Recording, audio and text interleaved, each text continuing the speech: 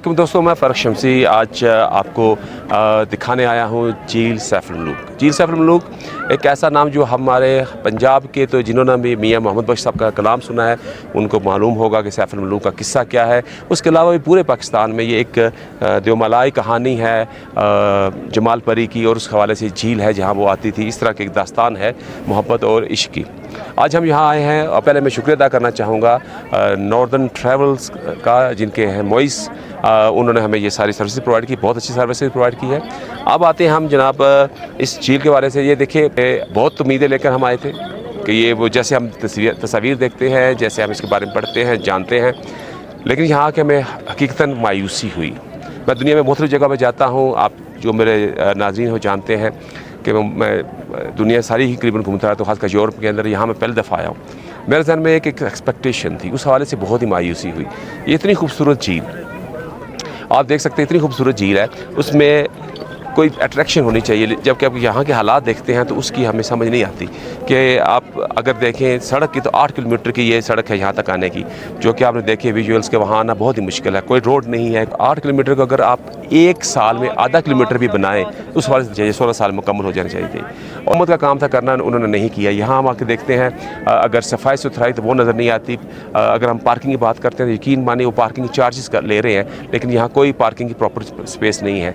यहाँ जो मुकामी लोग हैं वो बहुत ही मुश्किल हालात में, हम कह सकते हैं, यहाँ आते होंगे। उसके अलावा अगर आप देखें तो यहाँ कोई बैठने की जगह हो, कोई फैसिलिटीज़ हो, वो भी नज़र नहीं आती। हाँ, अब ये तो गवर्नमेंट की बात की, लेकिन आवाम को देखें तो आवाम का भी कोई रोल इतना अच्छा नज़र नहीं हमें आता। अगर आप ये देखें, मेरा कैमरा मैन दिखा सके ज़मीन पे, ये देखें कितना रबिश पड़ा हुआ है। अब जो सिगरेट पिया वो भाई सिगरेट ले जा सकता था, बॉटल साथ ले जा सकता था, वो भी रैपर भी जा सकता है। ऐसे बेशुमार चीज़ें हैं और वो यहाँ ही फेंक के चले जाते हैं, जिससे इस झील की जो कुदरती खूबसूरती है वो भी मुतासर हो रही है। तो हमारा फ़र्ज़ है बीइंग अ पाकिस्तानी, वो हम अदा नहीं कर रहे। हम सिर्फ आते हैं, इसको देखते हैं, गंद फेंकते हैं, चले जाते हैं।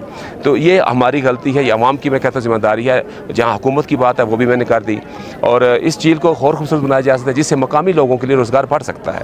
आज यहाँ हमें कुछ ओवरसीज़ पाकिस्तानी मिले हैं जो झील सैफ अल-मलूक, जो कि बहुत ही खूबसूरत मकाम है पाकिस्तान का, नॉर्दर्न एरियाज़ का, वहाँ मौजूद है। तो मैंने कहा इनसे जानने की कोशिश करते हैं कि जो ओवरसीज़ पाकिस्तानी है, जब वो पाकिस्तान आते हैं सियाहत के लिए, और तो उनको कैसा लगता है यहाँ का माहौल और इसके यहाँ की जो फैसिलिटीज़ अवेलेबल हैं, क्योंकि वो दुनिया आमतौर पर घूमे होते हैं, यूरोप तकरीबन देखा होता है।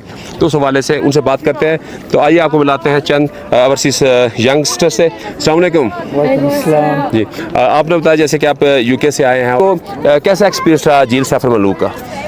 Gee, first of all, I would like to appreciate the natural beauty here. It's like none other in the world.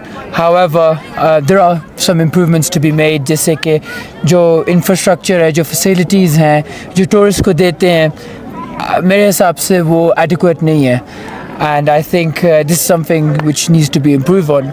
But other than that, Pakistan जैसी जो natural beauty है मैंने कहीं भी नहीं देखी. Facilities are good and this place is really beautiful, but the weather is kind of hot. थोड़ा सा ठंडा हो सकता था, but it's good. हमें यहाँ पे इन लोगों को और रूल्स एंड रेगुलेशंस बनाने चाहिए, जिससे यहाँ की क्लीनलीनेस का बहुत अच्छे से ख्याल रखा जाए, और टूरिस्ट को भी बहुत अच्छे से यहाँ पे आकर रहना चाहिए और क्लीनलीनेस को देख के एक्ट करना चाहिए अकॉर्डिंगली। शुक्रिया जी। जैसे बच्चों ने कहा कि यहाँ नेचुरल ब्यूटी, इसमें कोई शक नहीं कि पाकिस्तान खूबसूरती ममालिक में शामिल होता है, लेकिन बीइंग ओवरसीज़ पाकिस्तानी, मैं क्योंकि खुद ओवरसीज़ पाकिस्तानी, मैं समझता हूँ कि ये 2-3 चीज़ें होनी चाहिए। एक तो यहाँ बेसिक फैसिलिटीज़ मिलनी चाहिए, जिसमें सबसे बड़ी बात जो आती है वो ये आती है कि आपको ट्रांसपोर्टेशन हो, टॉयलेट्स हों, और खाने पीने की चीज़ें, मेयारी चीज़ें होनी चाहिए, इंटरनेशनल ब्रांड्स होने चाहिए खाने पीने के हवाले से, क्योंकि जो फॉरेनर्स आते हैं या ओवरसीज़ पाकिस्तानी आते हैं वो यूज्ड होते हैं उस लेवल के खाने की।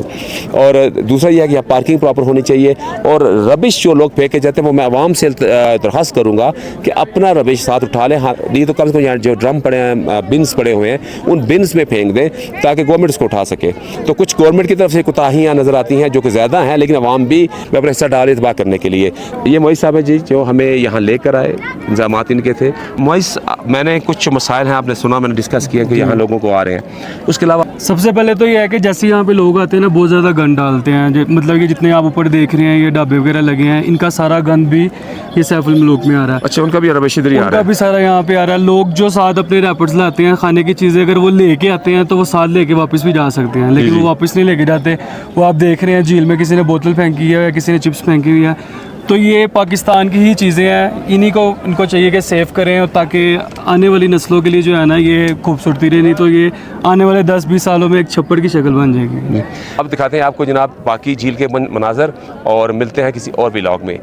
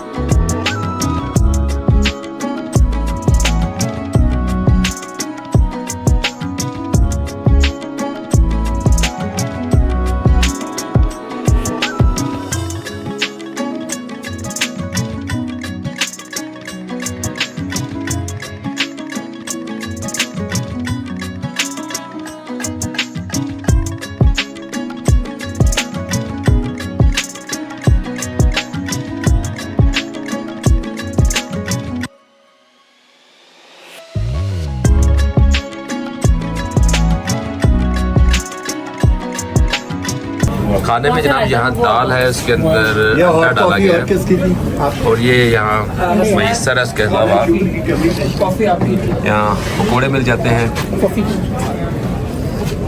फ्राइज और हर किस्म की चाय। अभी खाने के बाद पता चलेगा इनकी क्वालिटी कैसी है। यहाँ तक बात है रोटी की, जनाब बड़ी ज़बरदस्त, ये घर की जैसी रोटी होती है, बिल्कुल सच के रुमाली रोटी स्टाइल में बने हुई है।